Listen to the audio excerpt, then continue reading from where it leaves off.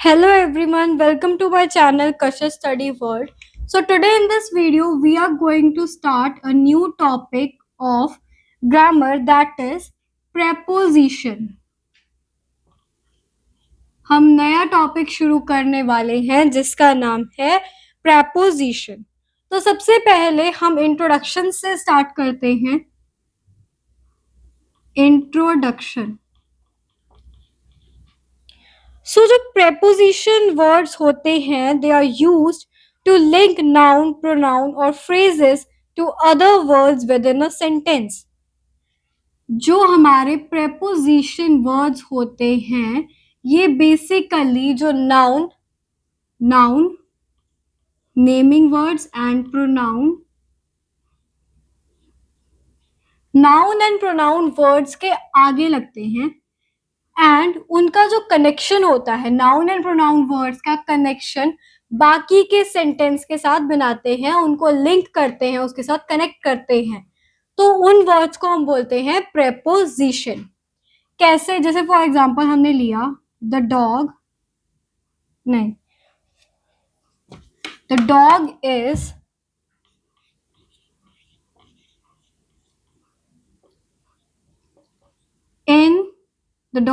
इन pond. हमारा जो इन word है दैट इज अ प्रेपोजिशन. ठीक है, जो वो पॉन्ड के आगे, पॉन्ड इज अ नाउन, उसके आगे हमने प्रेपोजिशन यूज करा इन, एंड ये इन वर्ड है वो उसका कनेक्शन, पॉन्ड का कनेक्शन विद डॉग हमें बता रहा है, इसे लिंक कर रहा है पॉन्ड को बाकी के सेंटेंस के साथ. सो इन्हें हम बोलते हैं प्रेपोजिशंस. प्रेपोजिशन के कुछ एग्जांपल्स हैं. For example on, around, behind, at, through, in, beside and बहुत सारे. सो आज की वीडियो में हम यही टॉपिक कवर करने वाले हैं. अब हम देखते हैं इसकी डेफिनेशन. हमने समझ लिया है कि प्रेपोजिशन क्या होती है, अब हम डेफिनेशन पे बात करते हैं. प्रेपोजिशन की डेफिनेशन है जब हम इस वर्ड को ब्रेक करते हैं क्या बनेगा? Pre plus position. प्री का क्या मतलब होता है? बिफोर, एंड पोजीशन मतलब प्लेस. इनका जो हम कॉम्बिनेशन में देखते हैं तो इस प्रेपोजिशन वर्ड का मतलब है, प्री का मतलब है बिफोर, पोजीशन का मतलब हुआ प्लेस. मतलब कि ये नाउन या फिर नाउन प्रोनाउन के आगे यूज होते हैं. तो इसकी डेफिनेशन हम लिखेंगे, a preposition is a word used before noun or pronoun to show its relation or connection with the other words of the sentence. क्या होगी इसकी definition? It is a word used to show connection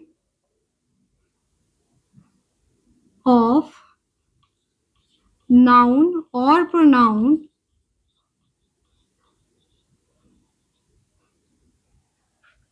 with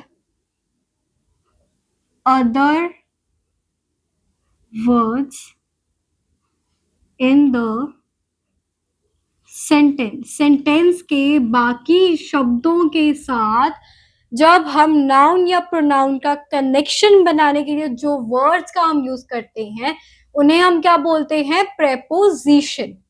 दोबारा पढ़ते हैं. वो words जिन्हें हम use करते हैं कनेक्शन शो करने के लिए नाउन या प्रोनाउन का बाकी सेंटेंस के वर्ड्स के साथ, उसे हम बोलते हैं प्रेपोजिशन. हम कुछ सेंटेंस में एग्जांपल देखते हैं. The book is on the table. The book is on the table. On, हमने ऑन वर्ड का यूज करा. द टेबल एक नाउन के आगे, ठीक है, बिफोर अ नाउन हमने यूज करा, एंड टेबल का कनेक्शन हमें पता लग रहा है बाकी के सेंटेंस से. क्या कनेक्शन है? कि जिस बुक की हम बात कर रहे हैं वो टेबल के ऊपर पड़ी है। तो ये जो ऑन वर्ड है ये टेबल का कनेक्शन बाकी सेंटेंस के साथ हमें शो कर रहा है, तो दिस इज प्रेपोजिशन। अब हम कुछ टाइप्स ऑफ प्रेपोजिशन देखते हैं। सबसे पहला होता है preposition of time. First is preposition of time.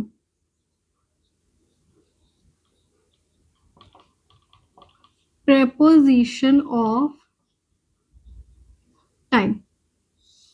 ठीक है, टाइम से हमें समझ आ ही रहा है कि वो हमें शो करता है कि जो हम बात कर रहे हैं जिस नाउन की, वो कब हैपन, कब हो रहा है, when.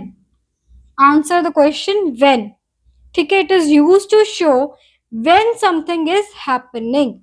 They will be meeting on Monday. For example, they will be meeting on Monday. इसमें preposition क्या हो गया? on. on Monday हमें बता रहा है कि जो मीटिंग की हम बात कर रहे हैं वो मीटिंग में कब आएंगे? on Monday. They will be meeting on Monday. कब मिलेंगे वो हमें? on Monday. टाइम बता रहा है हमें, ये प्रेपोजिशन को यूज करके हम टाइम को रेफर कर रहे हैं। ठीक है, एक और एग्जांपल है could you come after some time, कि क्या आप कुछ देर बाद आ सकते हो। तो उसमें हम आफ्टर का यूज, आफ्टर एक प्रेपोजिशन है उसका यूज कर रहे हैं फॉर टेलिंग कि कब आना है आपने। ठीक है, तो this is preposition of time. Next is preposition of place. Preposition of place. Preposition of place, इसके भी हमें नाम से ही पता लग रहा है, प्लेस की बात हो रही है तो मतलब हम किसी जगह की बात करेंगे। हम किसी जगह को रेफर करने के लिए प्रेपोजिशन का यूज करेंगे। इट इंडिकेट्स द प्लेस और पोजीशन ऑफ समथिंग। किसी चीज की पोजीशन, किसी चीज की जगह बताने के लिए हम प्रेपोजिशन ऑफ प्लेस का यूज करते हैं। For example, Harry head behind the door. जो हैरी है वो कहाँ छुपा? Behind the door. बिहाइंड हमने एक प्रेपोजिशन का यूज करा to show the position, to show the place, to show the जगह ऑफ हैरी। हैरी की जगह बताने के लिए हमने कौन सी प्रेपोजिशन यूज करी? Behind. Next is preposition of direction.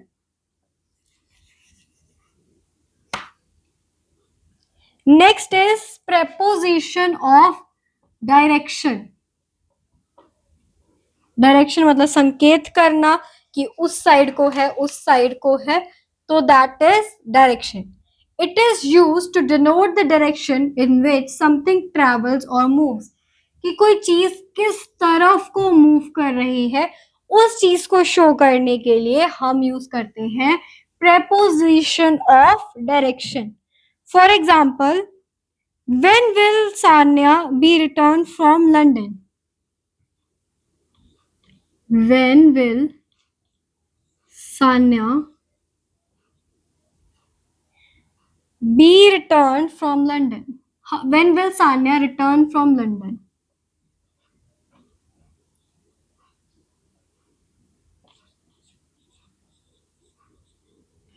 तो जो वर्ड हमने फ्रॉम यूज करा that is a preposition. Return from London, हम डायरेक्शन दे, कहाँ की बात कर रहे हैं, ये बोल रहे हैं लंदन की बात कर रहे हैं, तो उस चीज के लिए हम यूज करते हैं प्रेपोजिशन ऑफ डायरेक्शन। तो ऐसे ही बाकी प्रेपोजिशन होती हैं, ये हमें पढ़ने की इतनी वैसे जरूरत नहीं है। हमने बेसिकली जो ज्यादा मोस्ट ऑफ द यूज में जो आते हैं उनकी बात कर ली है, अब हम चलते हैं कंपैरिजन की तरफ कि कुछ वर्ड्स हमें लगता है कि इनका एक ही मतलब है, लेकिन उनका मीनिंग अलग अलग होता है। सबसे पहले हम जानते हैं difference between in, on and at. In, on and at. सबसे पहले इन की बात करते हैं। जो इन होता है वो हम मोस्टली यूज करते हैं for closed places. Closed places, जो चीजें बंद होती हैं उनके लिए हम यूज करते हैं इन। फॉर एग्जाम्पल लेते हैं, जैसे कि in the room. In the room, room के अंदर जो रूम होता है वो बंद होता है, साइड्स पे 4 वॉल्स होती हैं, एक डोर होता है, उसे हम बंद रखते हैं तो हम लिखते हैं इन द रूम, क्योंकि वो एक क्लोज्ड प्लेस है। On is use for surface, जब किसी चीज के सरफेस पे कोई चीज की लोकेशन में बतानी होती है देन हम यूज करते हैं on. For example, on the table. Table के अंदर तो नहीं रख सकते, हाँ अगर हमारा कपबोर्ड है देन हम उसके अंदर रख सकते हैं, लेकिन अगर टेबल है, सिंपल टेबल है, ये वाला, ये टेबल है, सिर्फ ये सरफेस होता है हमारे पास, तो इसके ऊपर ही चीज रखेंगे, यहाँ पे तो उसके अंदर हो जाएगी, है ना। तो ऑन द टेबल, सरफेस पे, किसी चीज के सरफेस पे जब हम कोई चीज रखते हैं, किसी चीज की प्लेस बता रहे होते हैं तो हम यूज करते हैं ऑन। एंड एट जो होता है it is use for a point, किसी चीज को पॉइंट करने के लिए। At, at the corner, at the door, किसी चीज को हम पॉइंट आउट कर रहे हैं कि that thing is at the table, वो उसके ऊपर पड़ी है। तो ये डिफरेंस होता है इन, ऑन एंड एट के बीच में। जैसे कि eight the corner, at the corner, ठीक है। कुछ और example, in London, London, in France, in a box, box बंद होता है उसकी बात कर रहे हैं। इन माई पॉकेट, है ना। ऑन पे, on the wall, on the ceiling, on the door, on the cover. ऐसे हम ऑन को यूज करते हैं जब हम किसी चीज को इंडिकेट कर रहे हैं जो हमारे सरफेस, किसी चीज के सरफेस पे पड़ी है। And eight the corner, at the bus stop, eight the door, वहां पर हम एट यूज करते हैं। नेक्स्ट हम कुछ और प्रेपोजिशन के बीच में डिफरेंस जानते हैं।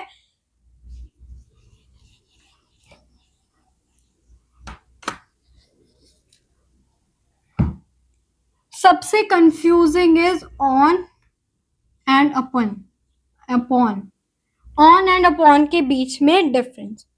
ऑन जो होता है वो हमेशा उन चीजों के लिए डिनोट होता है जो रेस्ट में होती हैं, रेस्ट पोजीशन पर होती हैं, रेस्ट कर रही, मतलब जो स्टिल चीजें हैं उनके लिए हम यूज करते हैं ऑन।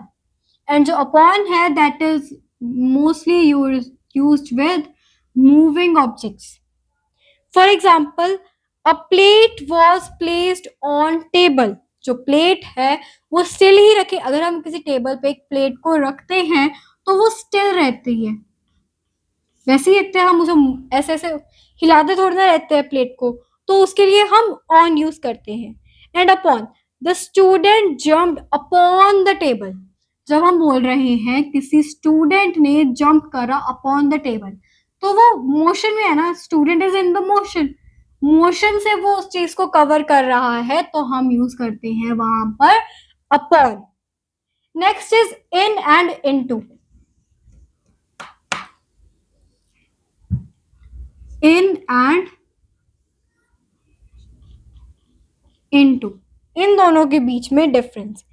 इन सेम वही डिफरेंस है जैसे ऑन एंड अपॉन में डिफरेंस है, वैसे ही इन एंड इनटू में डिफरेंस है।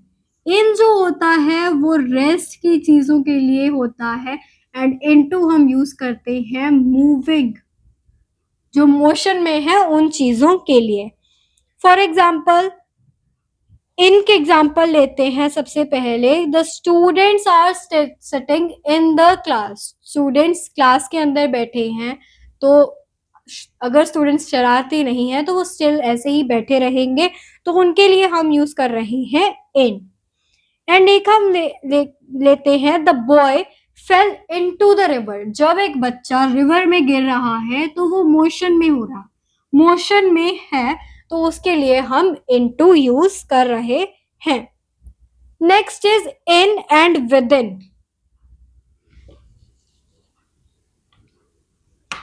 इन एंड विद इन, जो इन है वो तो हमने देख ही लिया है, ये एक एंड ऑफ अ पीरियड, मतलब the teacher will return in a week, किसी चीज के एंड ऑफ द पीरियड, मतलब एक पीरियड के बारे में जब हम बात कर रहे हैं तो हम यूज करते हैं इन।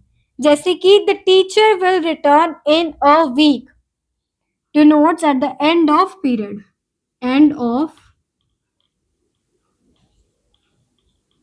पीरियड, ठीक है। That is the teacher will return in a week. And हम लिख दूसरा है विद इन। विद इन जो होता है that is use before the end of period,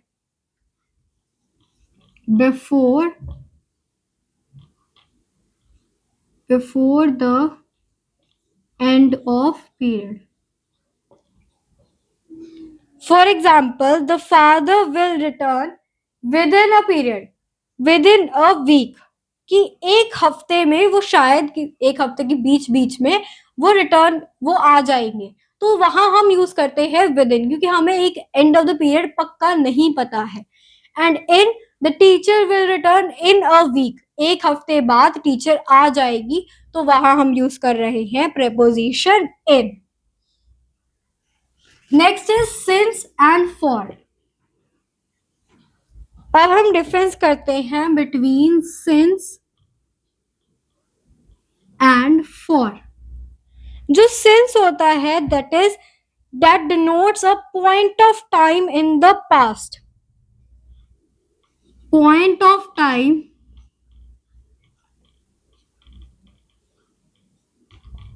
in the past, past के किसी टाइम को पॉइंट करता है सिंस। एंड जो फॉर होता है that denotes a period of time in the present, past और फ्यूचर, वो प्रेजेंट, पास्ट और फ्यूचर तीनों के लिए हम फॉर को यूज कर सकते हैं, प्रेजेंट के लिए भी, पास्ट और फ्यूचर के लिए भी। फॉर एग्जाम्पल हम लेते हैं सिंस की। The student has been sleeping since 4 PM, वो 4 बजे से सो रहा है, किसी हम पास्ट के टाइम को पॉइंट आउट कर रहे हैं 4 PM 4 बजे, तो उसे हम पॉइंट आउट कर रहे हैं, तो हम सिंस यूज कर रहे हैं कि तब से लेकर अभी तक वो सो रहा है, तो वहां हम यूज कर रहे हैं सिंस।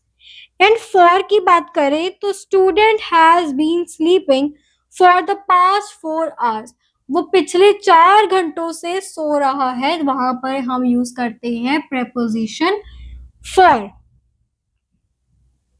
नेक्स्ट हम लेते हैं difference between since and from. Since and from के बीच में डिफरेंस करते हैं। जो सिंस होता है that is use, since comes after a verb in the present perfect tense and mostly refers to past time and denotes a point of time. Mostly जो since होता है that is used for past and वो point out करता है एक time को, point out time in the past. Past में वो denote करता है mostly. And second is from. From जो होता है वो सारे ही टेंसेस के लिए यूज करते हैं, ये जो होता है that is used in present perfect tense, इसे हम प्रेजेंट परफेक्ट टेंस में यूज करते हैं। लेकिन जो फ्रॉम होता है it is used with all the tenses, सारे टेंस फॉर्म के साथ हम फ्रॉम को यूज कर सकते हैं। सिंस की एग्जांपल लेते हैं, Mona has been unwell since Monday. वो मंडे से बीमार है तो वहां पर हम यूज कर रहे हैं since. Mona has been unwell since Monday, has been use कर रहे हैं तो that is a present perfect tense, तो वहां हम यूज कर रहे हैं preposition सिंस। एंड फ्रॉम में, John begin Sanskrit from the age of 6। हम बात पास्ट की कर रहे हैं, पास्ट में हमने फ्रॉम यूज करा from the age of 6। Present में हम कैसे यूज करते हैं, जैसे कि John begins going to college from today, उसने आज से कॉलेज जाना शुरू करा है। प्रेजेंट में भी हम फ्रॉम यूज कर रहे हैं। And next is she will go to office from tomorrow, तो ये हम फ्यूचर में भी यूज कर रहे हैं कि कल से वो अपने ऑफिस जाएगी, तो ये फ्यूचर में भी हम यूज कर सकते हैं। Next is before and for.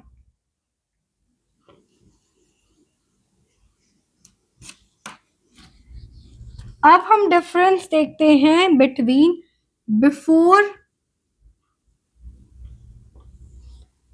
And for.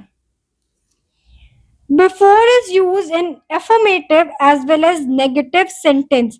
Affirmative and negative sentence में हम before का use करते हैं, जैसे कि मयूर will reach office before 9 o'clock। हम affirmative simple sentence में use कर रहे हैं Mayur will reach office before 9 o'clock। And उसे नेगेटिव में भी यूज कर सकते हैं, जैसे कि Mayur will not reach office before 9 o'clock। Not लगा दिया, नेगेटिव बन गया, तो वहां पर भी हमने बिफोर का यूज कर लिया। अब हम फॉर का देखते हैं।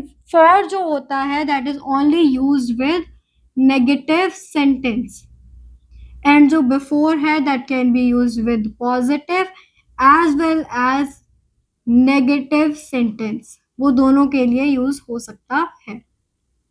फॉर की एग्जांपल लेते हैं, Sneha will not be in office for an hour. वो 1 घंटे के लिए ऑफिस में नहीं होगी, उसे हमने सिर्फ नेगेटिव सेंटेंस में यूज करा। हम ऐसा तो नहीं बोल सकते Sneha will be in the office for an hour, वो एफर्मेटिव में हम यूज नहीं कर सकते। Next is beside and besides. Next हम डिफरेंस देखते हैं बिटवीन बिसाइड एंड बिसाइड्स।